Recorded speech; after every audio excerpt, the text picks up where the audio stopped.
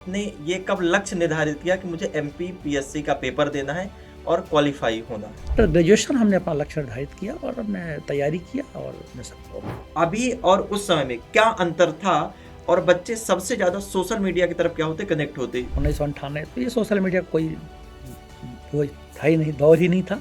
PG कितने विषय में कंप्लीट कर चुके हैं और कौन सा विषय से अभी पीजी चल रहा है? और वर्तमान में मेरा एमए एस्ट्रोलॉजी चल रहा है। चल रहा है। ऐसा छठा विषय से मेरा जारी है। खुद को बेहतर बना सकते हैं, परिवार को बेहतर बना सकते हैं, समाज और राष्ट्र में अपनी भूमिका अदा कर सकते हैं। इसे सदा सीखते रहना ही जीवन है।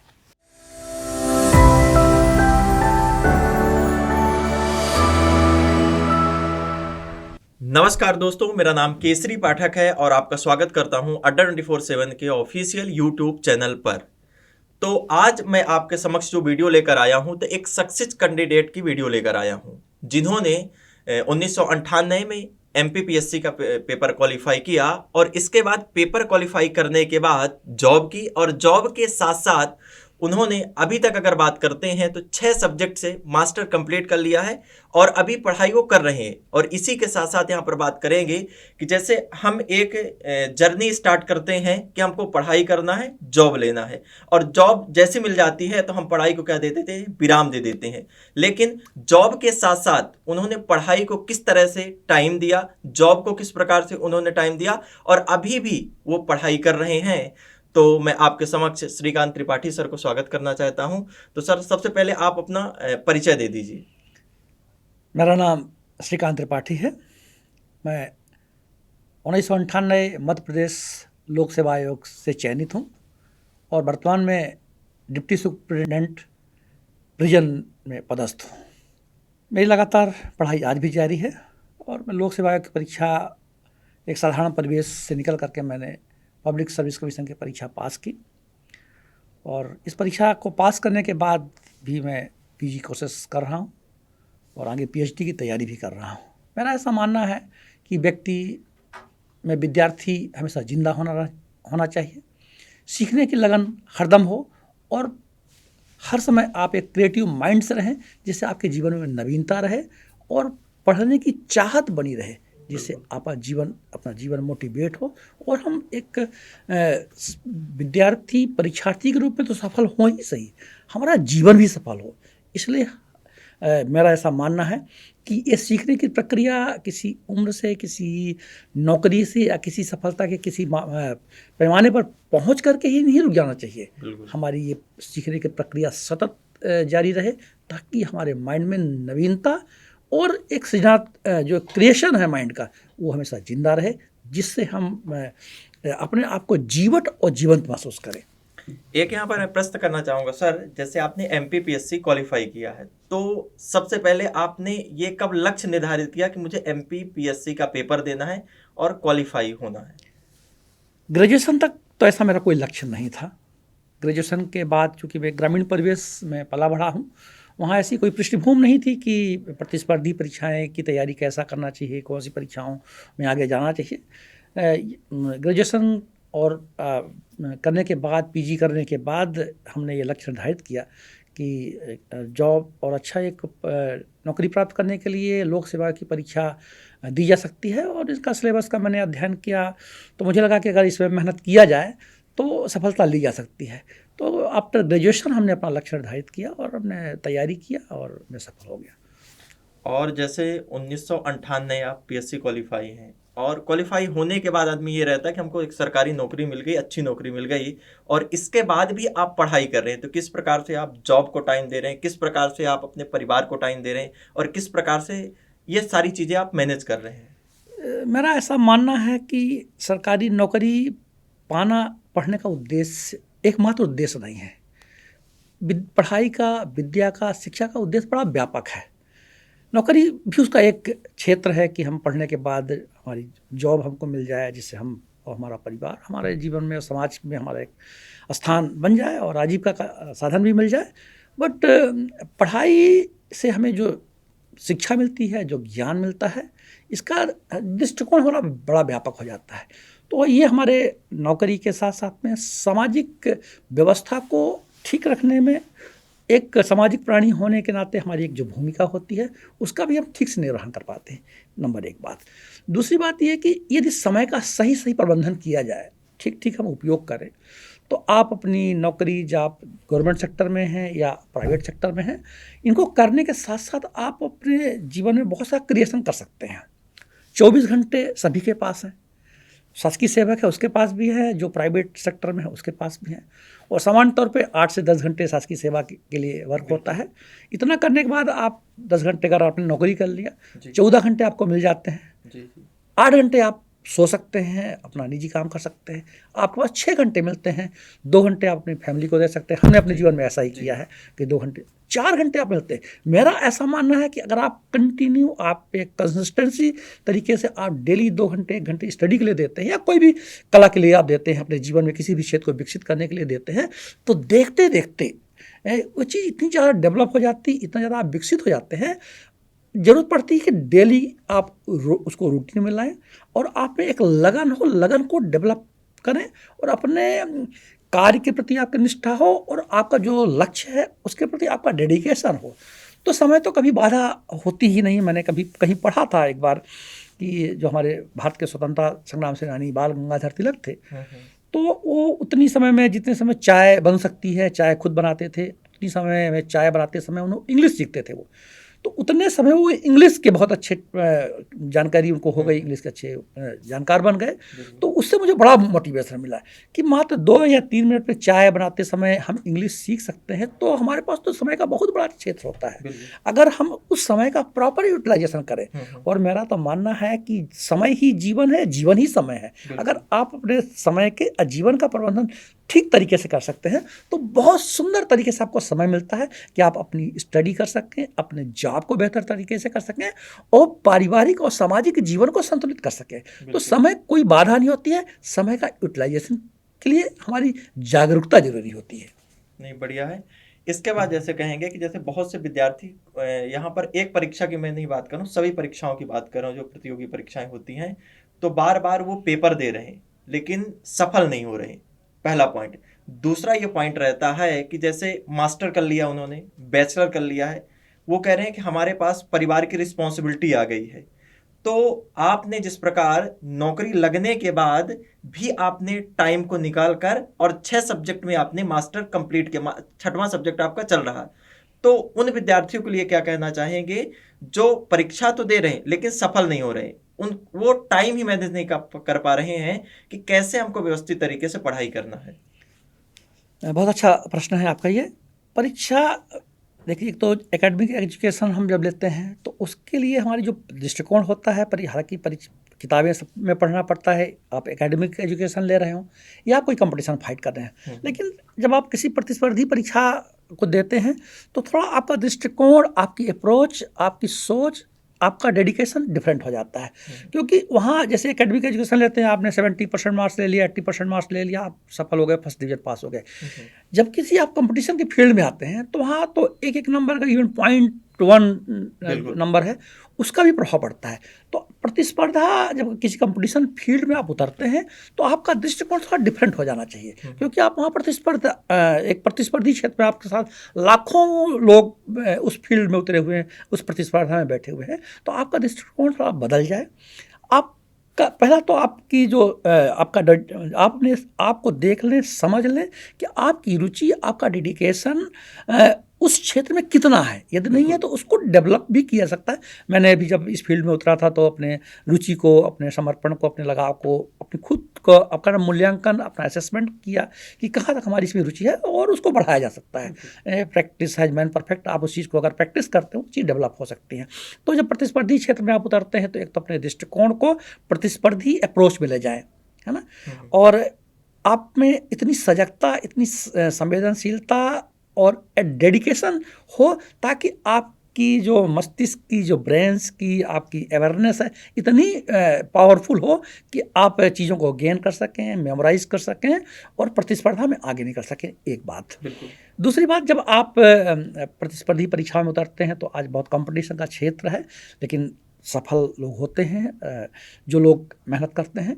तो देखिए, इसके 2 अप्रोच हैं। एक तो अप्रोच ये है कि आपने कोई अन्य विकल्प नहीं कर रखा है, तो हाँ आपकी पूरी एनर्जी आपको एक फील्ड में लग जाती है। एक तो ये हमारा अप्रोच लक्ष्य है, एक लक्ष्य है, पर केंद्रित वहीं रहना पर चाहिए। हम केंद्रित रहेंगे, हमको वही करना है, आप फोकस्ड हो गए हैं। बिल्कुल।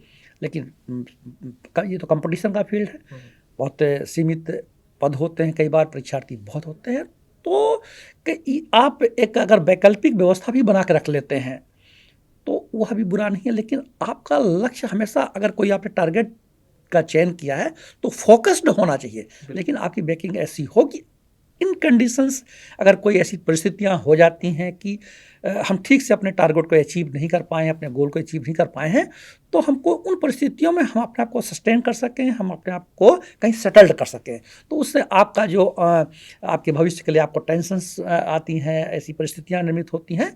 तो अगर आपके साथ कोई बैकअप है तो भी आपको वो भी आपको मजबूती दे सकता है, आपको कंपटीशन के क्षेत्र में रिलैक्स रख सकता है। और मेरा मानना है कि जब आप प्रतिस्पर्धी परीक्षाओं में उतरते हैं तो ऐसी परिस्थितियाँ आती है, तनाव भी आता है, तो अगर बैकिंग है, कोई अन्य विकल्प भी है, तो वहाँ भी आप रिलैक्स होकर के अन्य परीक्षा भी दे सकते हैं।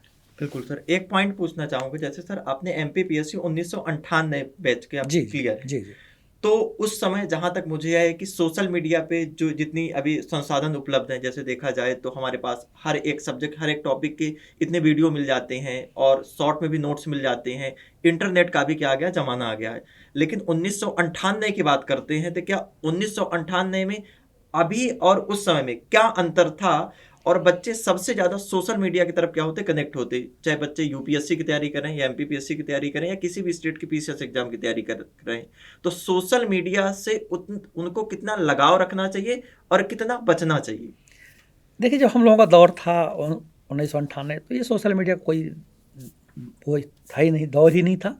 सोशल मीडिया, इंटरनेट का ज़माना ही नहीं था, ऑफलाइन क्लासेस चलती थी। तो आज उस समय में और आज में बहुत बड़ा अंतर आ गया है। उस समय हालांकि परीक्षाएं इसी टाइप की थी, प्रतिस्पर्धा भी ऐसी ही थी, लेकिन आज के क्षेत्र में, आज के युग में, इंटरनेट के ज़माने में और तमाम जो ऑनलाइन प्लेटफॉर्म्स एजुकेशन के चल रहे हैं, इससे आपको बहुत सारा कंटेंट्स बहुत ईजिली मिल रहा है। बिल्कुल। तो इसके फ़ायदे तो ये हैं कि आप ज़्यादा बिना परेशानी के, बिना बहुत सारी बुक्स इकट्ठा किए हुए, आप ऑनलाइन प्लेटफॉर्म के माध्यम से बहुत सारी चीज़ें कलेक्ट कर सकते हैं, पढ़ सकते हैं। लेकिन दूसरा ये है कि इससे प्रतिस्पर्धा बहुत ज़्यादा बढ़ गई है, बिल्कुल। कंपटीशन बहुत ज़्यादा बढ़, क्योंकि हर कंटेंट बहुत ईजी वे में उपलब्ध है। तो अब आपको देखना ये, आपकी सतर्कता, आपका डेडिकेशन डिपेंड करेगा। देखिए, परीक्षाएं उस दौर पे भी कठिन थी और आज भी कठिन है, उस ज़माने में भी सरल थी, आज भी सरल है।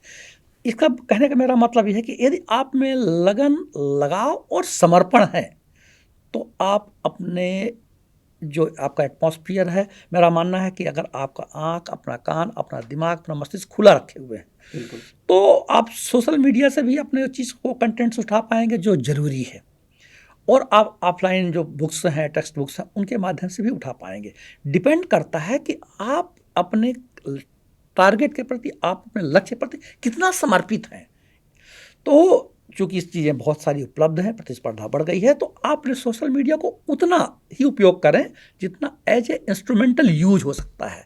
अगर सोशल मीडिया तो बहुत सारी चीज़ें हैं, लेकिन आपको इस पाठ्यक्रम में क्या है, कंटेंट्स में क्या है, आपको पढ़ना क्या है, कितना पढ़ना है, कहाँ तक पढ़ना है। इंटरनेट तो ज्ञान का सागर, समुद्र अथाह है, तो कितने कंटेंट्स आपको अपने कंपटीशंस के लिए, आपके सब्जेक्ट के लिए ज़रूरी है, वो आप पर डिपेंड करेगा कि आप अपने सब्जेक्ट को, अपने पाठ्यक्रम कितना समझते हैं, और जो परीक्षाओं में जो कंटेंट्स या जो क्वेश्चंस आते हैं वो किस रूप में आते हैं। तो सोशल मीडिया से आप उसका लाभ उठा सकते हैं। निश्चित रूप से सोशल मीडिया बहुत लाभकारी है, लेकिन सोशल मीडिया में इतने कंटेंट्स हैं, कई बार आप दिग्भ्रमित हो सकते हैं। तो ज़रूरत है आपको अवेयरनेस की, एक प्रॉपर गाइडेंस की। बिल्कुल। और एक कहना चाहूँगा, जैसे आप मध्यवर्गीय परिवार से आते हैं और देखा जाए तो एवरेज स्टूडेंट रहे हैं और 1998 में आपने क्लियर किया। अब यहाँ पर बात करूँगा, चाहे बच्चा यूपीएससी की तैयारी कर रहा या एमपीपीएससी की तैयारी या किसी भी स्टेट पीसीएस की तैयारी कर रहा या हायर एकेडमी एजुकेशन की तरफ वो क्या करना चाहता है, जाना चाहता है। पढ़ाई तो अच्छे से हम सर करते हैं, हमारे पास क्वेरी आती है कि हम सर हम पढ़ाई तो अच्छे तरीके से कर रहे हैं, लेकिन हमारा एग्जाम क्लियर नहीं हो रहा। हम 5 दिन बहुत अच्छे तरीके से पढ़ते हैं, 10 दिन बहुत अच्छे तरीके से पढ़ते हैं, लेकिन 11वें दिन क्या होता है, हमारा जो मोरल है वो डाउन होने लगता है। तो इनसे बच्चों को किस प्रकार से बचना चाहिए? देखिए, स्टूडेंट का एवरेज होना ये कोई बौद्धिक मानदंड नहीं है, मापदंड नहीं है। आप अगर ठीक ठाक से, जब आप एकेडमिक एजुकेशन में होते हैं, ठीक से आपका कंसंट्रेशन, आप पढ़ने के प्रति आप ध्यान है, तो आप पढ़ सकते हैं, अपने ब्रेन को डेवलप कर सकते हैं।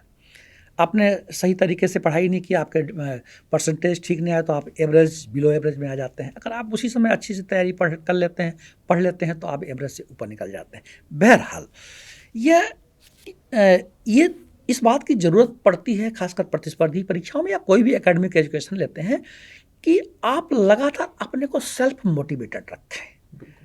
इसके लिए आप अपने माइंड को बेहतर तरीके से पॉजिटिव, सकारात्मक चिंतन के लिए अपने माइंड को ट्रेंड करें, एक बात।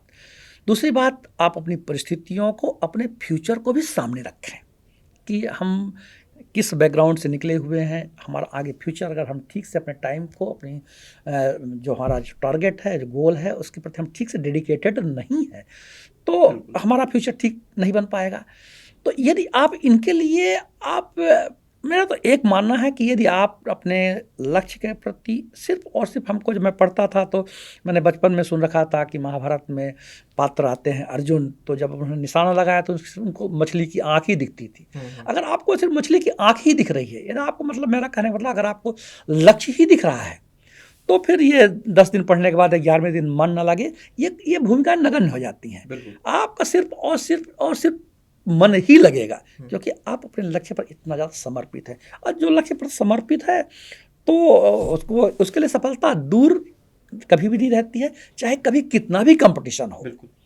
आप अपने लक्ष्य ओरिएंटेड हो, बिल्कुल आपका दिमाग, आपका जो समय है, आपका क्षण, आपका पल, आपका ब्रेन पूरी तरह से कंसंट्रेट हो, कम से कम एट टाइम्स जब तक आप प्रतिस्पर्धी परीक्षाएं दे रहे हैं, तो आपने टारगेट ओरिएंटेड हो। अगर आप ऐसा रहते हैं तो आपको कोई रोक नहीं सकता है, कितनी कम पोस्ट हो और कितने ज़्यादा बच्चे प्रतिस्पर्धा में बैठे हों। तो अपने लिए ये ज़रूरी है कि हम अपने लक्ष्य के प्रति बहुत ज़्यादा डेडिकेटेड हों, ताकि हम संवेदनशील रह सकें, पढ़ाई के प्रति भी और अपने फ्यूचर के प्रति। बिल्कुल। एक पॉइंट यहाँ पर मैं पूछना चाहूँगा, जैसे बहुत से बच्चों के कमेंट्स आते हैं, कॉल मैसेज भी आते हैं कि हम पीसीएस की तैयारी कर रहे हैं, हम यूपीएससी की तैयारी कर रहे हैं। तो पीसीएस की तैयारी कर रहे हैं, यूपीएससी की तैयारी कर रहे हैं, तो बैकअप प्लान रखना चाहिए या नहीं रखना चाहिए स्टूडेंटों को? देखिए, इसके 2 रास्ते हैं। यूपीएससी, यूपीएससी की तैयारी आफ्टर ग्रेजुएशन बच्चा तैयारी करता है, और बहुत सारी जो परीक्षाएं आज के युग में प्रतिस्पर्धी परीक्षाएं होती हैं, आफ्टर ग्रेजुएशन शुरू हो जाती हैं, बट 10th के बाद हो जाती हैं, जो लोअर स्तर की जो है कैडर्स हैं उनमें, और जो हाई स्तर की हैं आफ्टर ग्रेजुएशन होती हैं। तो जैसा मैंने अभी चर्चा किया कि देखिए, अगर आपके पास कोई बैकिंग है, क्योंकि आज के युग में सरकारी नौकरियां कम हुई हैं और प्रतिस्पर्धा बढ़ी है, तो अगर आपके पास बैकिंग है तो थोड़ा आप रिलैक्स तो रह सकते हैं। लेकिन इसका दूसरा पहलू भी है। दूसरा पहलू यह है कि यदि आपके पास कोई विकल्प नहीं है, तो आप अपने लक्ष्य के प्रति बहुत ज़्यादा समर्पित हो जाएंगे। बिल्कुल। और लक्ष्य के प्रति समर्पित हो गए हैं तो सफलता आपसे दूर नहीं होगी। बिल्कुल। लेकिन मेरा ऐसा मानना है, आज के परिप्रेक्ष्य में, आज के समय में, कम से कम जब आपका एकेडमिक एजुकेशन में है, तो आप ना अपनी एकेडमिक एजुकेशन के स्तर पर आप ना ऐसा एक बैकिंग बना के ज़रूर रखें कि फ्यूचर में यदि कोई ऐसी परिस्थितियाँ निर्मित होती हैं कि यदि हम चयनित नहीं हो पा रहे हैं, अपने टारगेट को ठीक से प्राप्त नहीं कर पा रहे हैं, तो एटलीस्ट हमको बेरोजगारी का सामना ना करना पड़े, हम अपने जीवन को सेटल कर पाएँ। तो वो थोड़ा मस्तिष्क को सुकून तो रखता है, लेकिन लक्ष्य अगर एक है, वो तो सबसे बेस्ट है ही। बिल्कुल। जैसे यूपीएससी की तैयारी करते हैं, कमेंट्स आते हैं, हम पीसीएस की तैयारी कर रहे हैं, उसके बाद बच्चे कहते हैं कि क्या इनकी तैयारी के साथ साथ वो हायर एजुकेशन की तरफ अगर जाना चाहते हैं, पीएचडी की तरफ वो जाना चाहते हैं, तो इसकी तैयारी के साथ यूजीसी नेट की क्या तैयारी कर सकते हैं अच्छे तरीके से? बिल्कुल कर सकते हैं। देखिए, यद्यपि यूपीएससी और जो स्टेट सर्विसेज हैं, बिल्कुल उनके सिलेबस में थोड़ी डिफरेंस है, अंतर है।